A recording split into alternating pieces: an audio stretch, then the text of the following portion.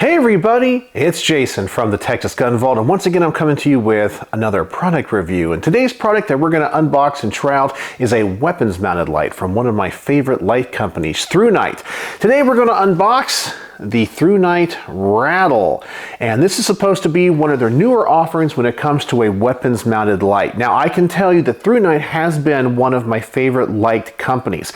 I think they make an outstanding product. I really like their complete line, for everything from the general purpose and EDC flashlights all the way up to their tactical flashlights. And I've even reviewed a couple of their weapons mounted lights in the past, and I know every time there's a product that comes out, there's always room for improvement. And I know there's a lot of things to consider when you're taking a flashlight and applying it to a weapon, especially something like a rifle, where you have to deal with the mounting and the control options. So I'm really excited to see what Thrunite has come up with this time. So we're going to unbox this, we're going to take a look at it, we're going to check out its options. We are going to mount it to a rifle. We'll try it out here in the garage. We'll see what the beam is like, what the color of the light is like. Then we'll get it to the range, see if we discover any issues with it, see if it flickers or has any mounting problems. Then we'll come back here to the garage and I'll give you guys my final thoughts.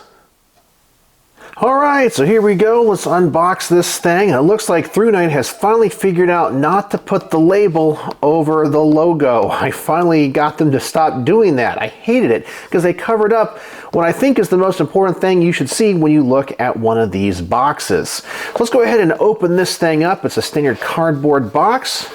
Looks like we have our user's manual, and I did ask for it in the gold or the flat dark earth color, and here it is, the Thrunite Ratel, R-A-T-E-L. It looks like it does come with a pressure pad, which will affix itself to a piece of Picatinny rail. The light itself looks pretty good. Let's see what else is in the box. We got the charging cable.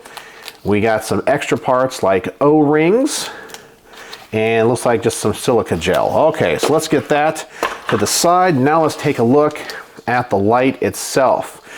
Well, that is a really, really cool color, and like most of the Thrunites, I'm impressed with what appears to be the build. It's finished well, it's constructed well, I like all of the machining on it. It looks pretty good.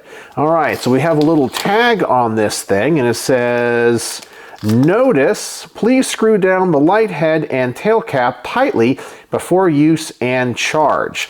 So I'm not even sure if this thing is charged up. Let's remove the tag here.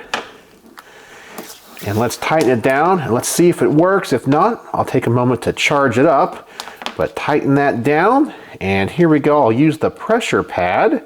And yep, that thing definitely works.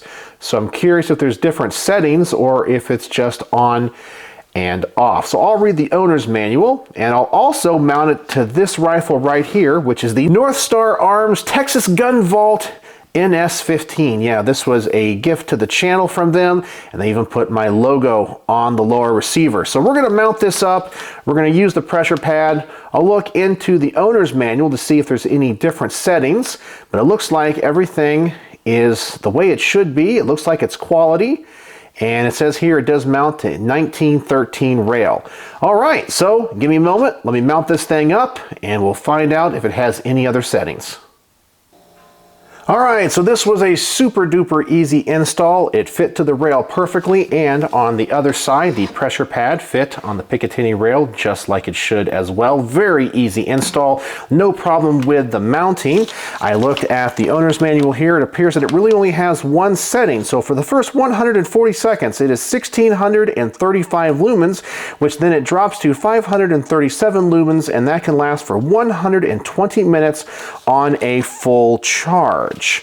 So here we go. I have not done too much with the cable management, but they definitely give you a lot of cables. So you can run it a number of different ways. If I was going to keep it on this rifle, which I might find some wire looms and tie it down to this handguard a little bit more. But for right now, we're just going to run it this way. As I said, it looks like it mounts pretty solid. very easy to install, and the reason I did not do it on camera is because some video platforms like YouTube consider mounting a light to a rifle gun modification, and of course we don't want to run afoul of any of the rules, and I'm pretty sure you can figure out how to mount that light. Alright, so let me go ahead and adjust the camera, let me turn down these lights, and let's see what this beam looks like. Alright, so as always, I got the camera pointed to that little alcove in the back of my garage. So now let's go ahead and turn this light on and let's see what we got. Alright, I can tell you that is a super bright light. It has a very centered hotspot. But what's kind of weird about the spill, and I don't know if this is going to come across on the camera here, but we have kind of a center halo, which I think, and I'm looking at the camera here, is about what you see, but beyond the edge of the shadow there's like a second sphere of spill. Kind of interesting. I don't know if that's a problem with a deflector. I kind of like it. So you have different intensity levels. You have an extremely bright hotspot in the center, and then you have kind of two levels of spill. Very interesting, but it's definitely a very direct light. And according to the box, this is the cool white light is the color. And I have to say I'm pretty impressed with that. When it comes to the switch, easy on off. I have no problems with that whatsoever. It's just sensitive enough. It's not overly sensitive. If you accidentally brush the pad, it's not actuating the light. You definitely have to have a positive push. However, it's not too hard and there's no click to it. So you don't have that sound either. So I feel like that is a very good pressure pad. Seems to be designed well. And there you go. So this light is definitely doing its job. And I also have to say, now that I have it on the weapon, I'm pretty happy with how close it is to the side of the rail. It doesn't stick out too much. So that's what the beam looks like. So let's go ahead now and take this thing to the range and make sure it still works after shooting it.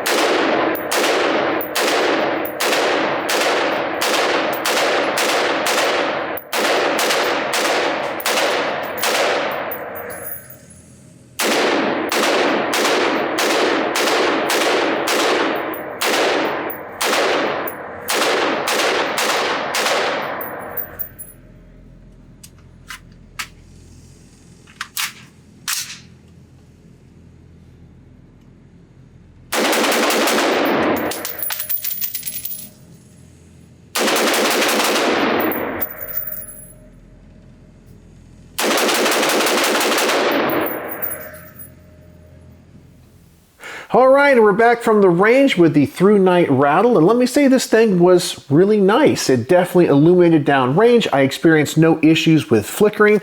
The pressure pad works just like you would want it to. I'm very impressed with how low profile it is. It doesn't stick off that rail too much at all, so I don't worry about it getting snagged or caught on anything. They give you lots of wire on this, so you can definitely mount this pressure pad anywhere you want. You might have to do a little bit of cable management. However, I would rather have too much cable than too little.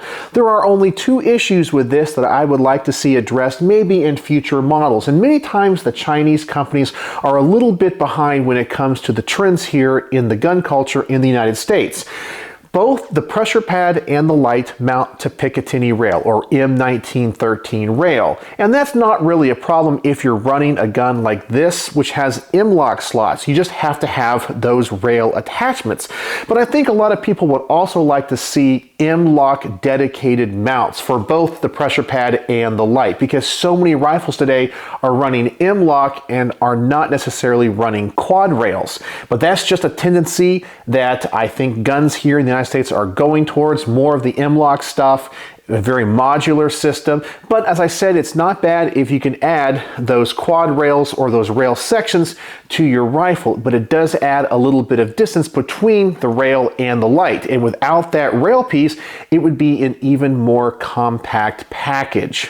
The other thing that I would like to see is a second button on the light, which would allow you to bypass the pressure pad and be able to just activate the light from a button either on the side or on the back in case this pressure pad went out or your cable got cut. O-lights provide that, where you have different cap options in the back. So I think having a button in the back would be a great option as well, but I don't really think it's a deal breaker. This whole setup seems to be really solid. It mounts to this rifle really well. I had no issues whatsoever. It's very bright, and I am impressed with it. So this is just gonna be another item from Thrunite that I really, really like. I think it runs well, I think it's attractive, it's well thought out, and my criticisms of it are very minor. Now, you can always improve any product out there, and this thing really did exceed my expectations. So I'm very, very happy with its performance. So on my star system, how would I rate the Thrunite Ratel weapons mounted light? Well, this thing easily gets 4.75 stars out of 5. Almost a perfect review. It really impressed me. It's durable, it's attractive, and I just wish it had a couple different mounting options, but I have no problem mounting it to pieces of rail on M-LOK. So what do you guys think? Is this a weapons mounted light that might interest you? I really do personally think you get a lot of light and you get a quality product at an affordable price. I know that some companies out there offer lights for a very expensive price point. And with Thrunite and other companies, even O-Light, I think you get a lot of light for not so much money, and I think they are great competitors. After all, we're only talking about a light here. We're not talking about optics or anything else.